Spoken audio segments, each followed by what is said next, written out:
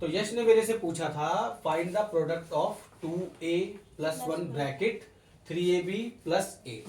ठीक है, तो आप दोनों देख लो इसको, यश और तान्या, कि हमारे पास अभी देखो यहाँ पे कोई ब्रैकेट के बाहर कोई प्लस माइनस कोई मल्टीप्लाई करिए तो बाय डिफॉल्ट जब ब्रैकेट के बाहर ऐसा कुछ होता है, दो ब्रैकेट्स होते हैं उनके अंदर कुछ वैल्यूज होती हैं, तो ऑटोमेटिकली हम गुणा ही करते हैं, मतलब मल्टीप्लाई करते हैं। प्रोडक्ट उसे कहते हैं, प्रोडक्ट मल्टीप्लाई प्रोडक्ट को ही बोलते हैं। ठीक है, तो यहाँ पे जो पहला टर्म है आप देख रहे हो ब्रैकेट के अंदर 2a प्लस 1 है। ठीक है, फिर ब्रैकेट क्लोज है। ठीक है, उसके अंदर फिर दूसरा ब्रैकेट है, फिर है 3ab प्लस 8। तो अभी आपको इसको लेके चलना है। यहाँ पे पहला टर्म क्या है, पद क्या है, पहला 2a, फिर दूसरा क्या है 1।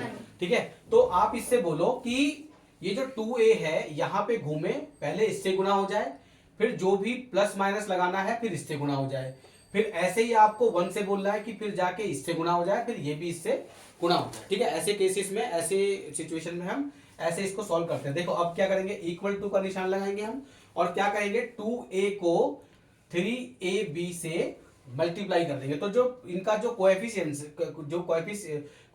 हैं, ठीक है, जो इनके गुणज हैं उनको पहले गुणा करेंगे, 2 तिया 6। ठीक है, उसके बाद जो a की गुणा फिर किस में होगी, a में होगी। ठीक है, तो a गुना a बराबर क्या हो जाएगा, a स्क्वायर। और देखो b इसमें है इसमें नहीं है, तो हम b को ऐसा का ऐसा ही लिख देंगे और ये प्लस का 6a स्क्वायर b आएगा, क्योंकि दोनों नंबर जो है वो प्लस के हैं। ठीक है, अब क्या करेंगे, देखो ये प्लस का नंबर है, ये भी प्लस का है, तो अब इससे गुना ये हो गया है। अब उसके बाद फिर ये इससे गुना होगा। ठीक है, तो अब देखो प्लस का, ये भी प्लस का नंबर है और ये भी प्लस का है, तो यहां पे हम क्या लगा देंगे, प्लस लगा देंगे। अब गुणा कर देंगे, 2 गुना 8 यानी कि मल्टीप्लाई कर देंगे, 2 गुना 8 कितना हो जाएगा, 2 अट्ठे 16। और यहां पर कुछ नहीं है। ठीक है, ये कांस्टेंट नंबर है और यहां पे एक वेरिएबल है a, तो यहां पे a लगा देंगे। क्लियर है। ठीक है, अब देखो इसकी गुना जो है इन दोनों से हो चुकी है, आगे कोई भी टर्म नहीं है, कोई भी नंबर आगे नहीं है, तो फिर क्या करेंगे, ये a से हम कहेंगे अब तू ऐसा कर दे। ठीक है, मतलब यही है कि अब ये जाके घूम के मल्टीप्लाई करके आएगा, तो ये 1 भी प्लस का है। ठीक है, ये 1 क्या है, प्लस का है। ठीक है, और ये 3 पहले 3ab से होगी, ये भी प्लस का है, तो हम यहाँ पे प्लस का निशान लगा देंगे। अगर इन दोनों में से एक भी माइनस का होता तो यहाँ पे माइनस का निशान आता। ठीक है, ताने आप भी देख रहे हैं। ठीक है, क्लियर है, यस सर। ओके, तो आगे बढ़े। 1 की मल्टीप्लाई गुणा 3ab में होगी तो क्या आएगा, वही नंबर आता है। किसी भी नंबर की मल्टीप्लाई 1 से होती है तो हमेशा वही नंबर आता है, तो 3ab को हम ऐसा का ऐसा ही लिख देंगे। उसके बाद देखो अब इसकी गुणा इससे हो गई, अब इसकी गुणा 1 की 8 से होगी, और दोनों नंबर क्योंकि प्लस के हैं, ठीक है, तो क्या आएगी बीच में, यहाँ पे प्लस आएगी। 1 की गुणा 8 से होगी तो 8 आएगा। क्लियर है, कोई डाउट? ठीक है, ताने क्या डाउट है, आपने यस सर बोला, कुछ नहीं, कोई डाउट है? Know alright, sir. ओके, तो अब देखिए, अब यहाँ पे सबकी मल्टीप्लाई हो चुकी है जो हमें करना था। नेक्स्ट स्टेप ये है कि अब हमें जो सेम वाले हैं, देखिए यहाँ पे ना एक छोटी सी बात मैं आपको बताता हूं कि हमें जब भी हम जो टर्म्स हैं, ठीक है, जो अलजेब्रिक एक्सप्रेशन है उसमें एडिशन करते हैं, जो वेरिएबल्स होते हैं, तो हमें दो चीज देखनी होती है कि क्या जो वेरिएबल है, जो वेरिएबल्स हैं वो सेम है कि नहीं है। ठीक है ना, इफ वेरिएबल्स आर सेम और not, okay, if their powers are same, तो जो वेरिएबल नंबर्स होते हैं उनको ऐड करने के लिए, ठीक है, हमें दो चीज देखनी होती है कि क्या वो वेरिएबल सेम है, जैसे a है तो a ही होना चाहिए, b है तो b होना चाहिए, दोनों या तीनों या उससे ज्यादा, और उनकी जो पावर्स हैं वो सेम होनी चाहिए। ठीक है, अब देखिए यहां पे क्या है, 6a स्क्वायर b है। ठीक है, अब यहां देखिए कहीं पर भी a स्क्वायर आ रहा है क्या, नहीं आ रहा। ठीक है, b तो आ रहा है यहां पे, लेकिन a स्क्वायर कहीं नहीं आ रहा।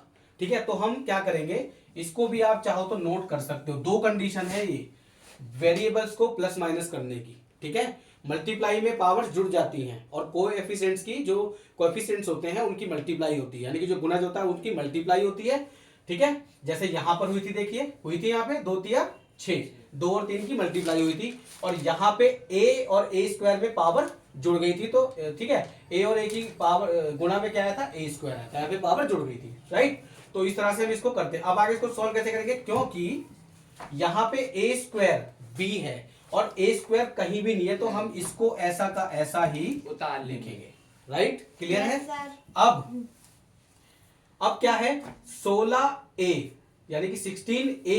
अब देखिए अकेला a है यहाँ पे और यहाँ पे भी a है, लेकिन जो b है वो यहाँ पे नहीं है, यहाँ पे नहीं है, ठीक है, तो ये भी नहीं जुड़ेगा कहीं भी, राइट।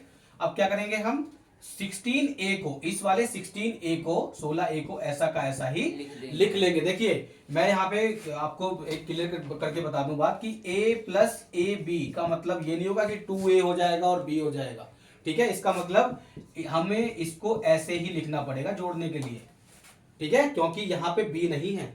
अगर ये a b plus a b होता तो यहाँ पे 2ab हो जाता, सही है, यानी कि चर भी समान होने चाहिए। अगर कहीं पे a है, कहीं पे ab है या कहीं पे abc है तो वो भी नहीं जुड़ेंगे, ठीक है। ये जस्ट मैंने आपको इंफॉर्मेशन के लिए बताया, क्योंकि एक सवाल में कई सारी चीजें क्लियर करनी पड़ती है हमारे को, ठीक है। तो 16ab अकेला है तो इसको हमने ऐसा का ऐसा ही लिख दिया। अब यहाँ पे 3ab है, कहीं पे ab दिख रहा है आपको, यहाँ पे No, sir. कहीं पे नहीं दिख रहा ना, तो यहाँ पे 3ab हो गया।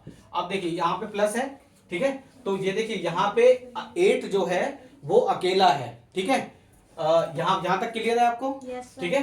तो 8 यहाँ पर अकेला है तो 8 हम ऐसा का ऐसा ही यहाँ पे लिख देंगे। तो ये जो है हमारा आंसर आ गया फाइनल। अब यहाँ पर आपको, यहाँ तक आपको कोई डाउट है तो आप मुझे बता सकते हो। No sir. तो ये तरीका है, हमें लीनियर एक्सप्रेशंस अगर दिए हुए हैं दो, तो उनको कैसे हम ब्रैकेट्स में दिए गए हैं तो कैसे उनकी मल्टीप्लाई करते हैं, ठीक है।